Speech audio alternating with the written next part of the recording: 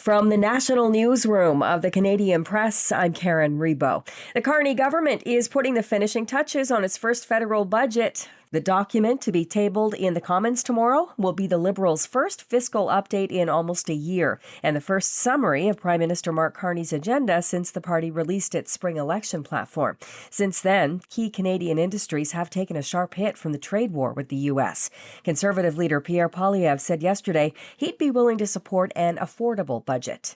We want an affordable budget that will give Canadians affordable life before Christmas. The U.S. Supreme Court will hear arguments this Wednesday on whether Donald Trump's use of a national security excuse to impose tariffs is legal. Tomorrow's vote in American states and local elections may give a glimpse into how U.S. voters are reacting to President Donald Trump's leadership to this point. Here's ABC News Director of Polling, Emily Guskin. Most Americans disapprove of how he's handling every issue we measured. So over 6 in 10 disapprove of how he's handling tariffs, the economy, and managing the federal government, which ties into that shutdown that we're going through.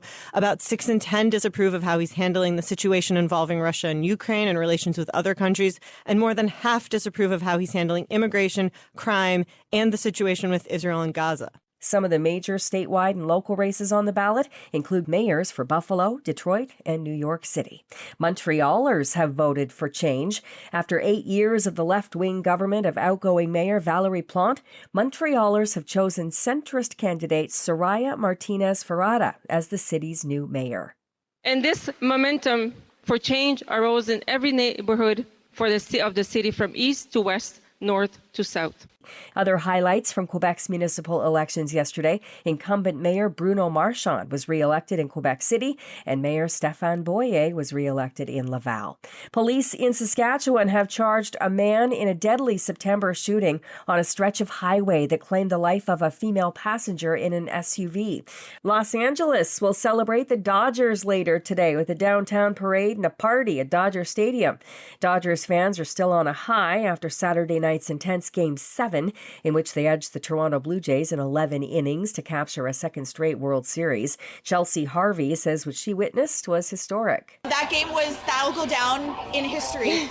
I think 11 innings, we came back from behind, down 3 runs. On the flip side, fans of the Toronto Blue Jays are likely dealing with some lingering sadness still as they return to work and school today after their team's heartbreaking loss.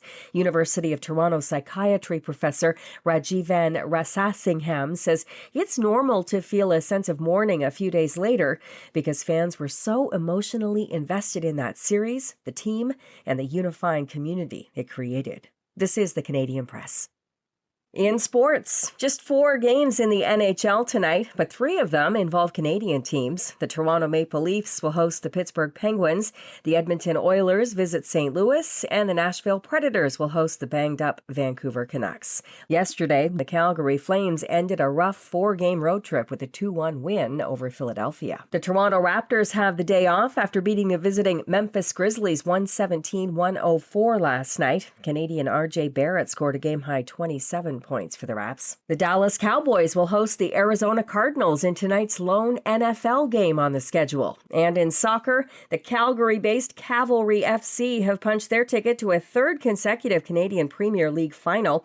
The defending champion Cavalry knocked off regular season champs Forge FC 1-0 at Hamilton Stadium.